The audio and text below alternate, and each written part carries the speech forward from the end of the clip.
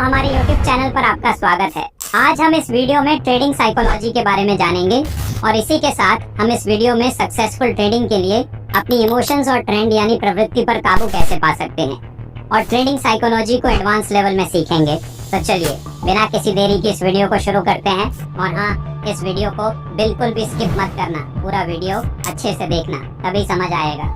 Market में trade करते समय 90% साइकोलॉजी काम करती है और ट्रेडिंग साइकोलॉजी किसी भी ट्रेडर को मार्केट में सक्सेस या फेलियर का डिटर्मिनेशन करने में एक इम्पोर्टेंट रोल निभाता है।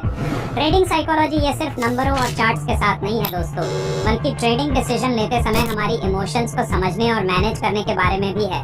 चलिए कुछ एग्जाम्पल आपके सामने रखता हूँ। क्या कभी आपने फियर ऑफ मिसिंग आउट यानी फोमो की भावना महसूस की है और इसके कारण बिना सोचे समझे ट्रेड किए हैं, या फिर कभी नुकसान में जीत की आशा से ट्रेड किया है? ये सभी इमोशंस जैसे भय, लालच और प्रेफरेंस हमारे डिसीजन को अंधेरे में डाल सकती हैं और गलत डिसीजंस की ओर ले जा सकती हैं। इसलिए ट्रेडिंग साइकोलॉजी को सेल्फ स्टडी करना और लर्निंग इन्वेस्टर्स या बिजनेसमैन के लिए काफी इम्पोर्टेंट है। किसी भी ट्रेडर को ट्रेडिंग करते समय सबसे ज्यादा इन दो तरह के साइकोलॉजिकल प्रॉब्लम्स को फेस करना पड़ता है, जिसमें हार का डर एक ट्रेडर को एक ट्रेड से पहले ही निकालने के लिए मजबूर कर सकता है, जबकि लालच ओवर ट्रेडिंग या ज्यादा जोखिम लेने की ओर ले जा सकता है। इसलिए मार्केट में सक्सेसफुल ट्रेडर या इन्वेस्टर बनने के लिए ट्रेडिंग साइकोलॉजी का पता होना बहुत जरूरी है।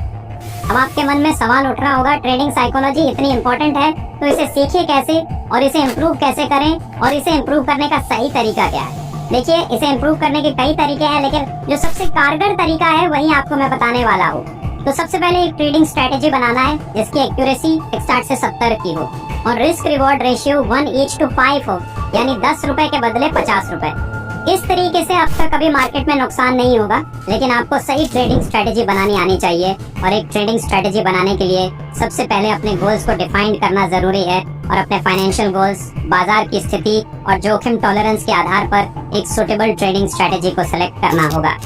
अपनी स्ट्रेटेजी के लिए क्लियर रूल्स और इंस्टॉलिंग गाइड्स करना जरूरी है, जिसमें एंट्री और रिस्क मैनेजमेंट के पैरामीटर और प्रॉफिट टारगेट शामिल हों। ये सभी चीजें आपके ट्रेडिंग के इमोशनल इम्पैक्ट को कम कर सकते हैं, जिससे ज्यादा कंसिस्टेंट रिजल्ट्स मिल सकते हैं। इस तरीके से आपकी ट्रेडिंग साइकोलॉजी भी इम्प्रूव होगी और कॉन्फिडेंस भी बिल्डअप होगा। इसके अलावा और भी कई बातें हैं, जैसे अपने ट्रेडिंग प्लान को हमेशा अपडेट करते रहना चाहिए, क्योंकि बाजार की डायनामिक्स हमेशा बदलती रहती है।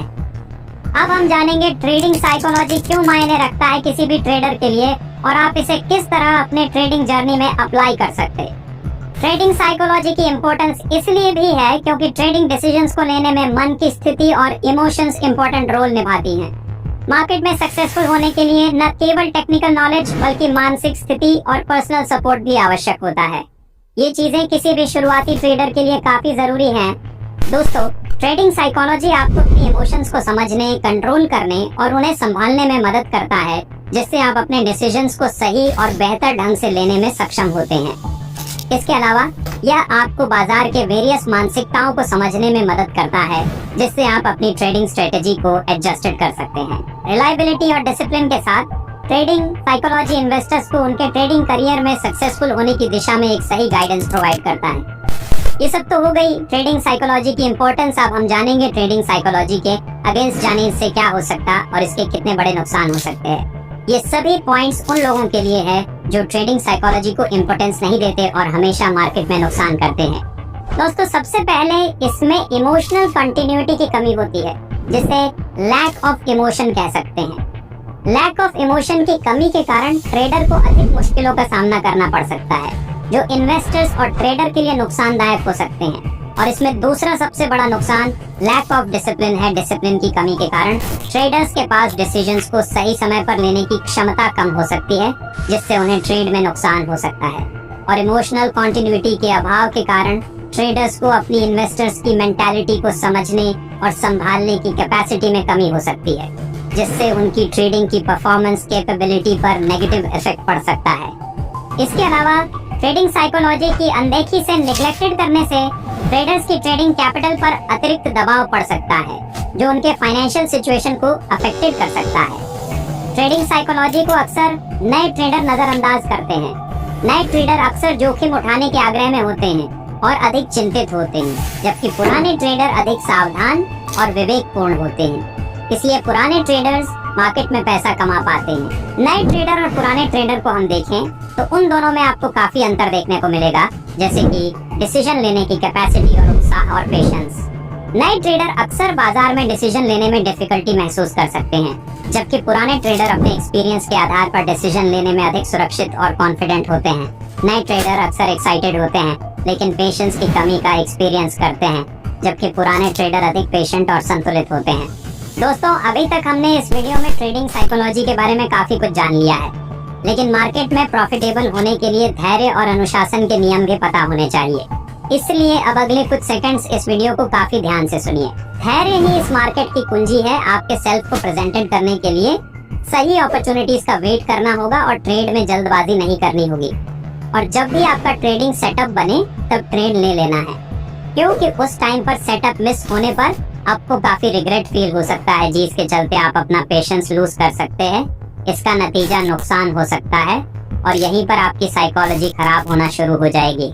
स्टॉक मार्केट में डिसिप्लिन ही आपको फोकस्ड ऑन ट्रैक पर रखेगा। इसे बेहतर बनाए रखने के लिए आपको मैं कुछ टिप्स देता हूं, जैसे कि अपने सेटअप की एक प्लेबुक बनाएं और उन पर नजर रखें और मार्केट में तब तक वेट करें जब तक आपका सेटअप ना बने। पोटेंशियल ट्रेडों के लिए अलर्ट सेट करें ताकि आपको पूरे दिन बाजार पर अपनी नजरें गड़ाए ना रखना पड़े। आप कौन सी स्थितियां देखना चाहते हैं उनके लिए अलर्ट सेट करें। ये चीजें काफी जरूरी है किसी भी ट्रेडर के लिए। और हाँ, ध्यान रखना, चाहे कुछ भी हो, जब कोई डिसिप्लिन्ड ट्रेड ना हो तो हाथ पर हाथ रखकर बैठने की प्रैक्टिस करो, जिसके चलते खराब ट्रेड नहीं मिलेगी। मार्केट हमेशा बदलता रहता है, इसलिए आपको सीखते रहना होगा और अपने खेल में इम्प्रूवमेंट करना होगा। आप आत्मसंतुष्ट होने का रिस्क नहीं उठा सकते, बिकॉज बाजार हमेशा बदलता रहता है। आपको हमेशा अपडेटेड रहना पड़ेगा। स्टॉक मार्केट में कॉन्फिडेंट ठीक है, लेकिन ओवर कॉन्फिडेंस बिल्कुल भी ठीक नहीं है। दोस्तों, अब हम इस वीडियो के लास्ट पार्ट पर आ गए हैं, जो है अपनी इमोशंस को कंट्रोल करना, क्योंकि अपनी इमोशंस को कंट्रोल करना ही एक सक्सेसफुल ट्रेडर का पहला कदम है। ट्रेडिंग साइकोलॉजी की विशेषता मुख्य रूप से लालच और भय दोनों का प्रभाव है। और लालच ऐसे डिसीजंस को इंस्पायर करता है जो बहुत रिस्क भरे हो सकते हैं। डर ऐसे डिसीजंस को इंस्पायर करता है जो रिस्क से बच सकते हैं और कम रिटर्न डिराइव कर सकते हैं। सीखते रहें, डिसिप्लिन रहें और एज पर रिक्वायरमेंट अपने अप्रोच को अपनाने और एडजस्टेड करने के लिए तैयार रहें। दोस्तों, अब इस वीडियो को समाप्त करने का टाइम आ चुका है और मैं आशा करता हूँ इस वीडियो से आपको जरूर कुछ सीखने को मिला होगा। इस वीडियो पर आप नए हैं तो इसे जरूर लाइक करें, सब्सक्राइब करें। वीडियो देखने के लिए धन्यवाद।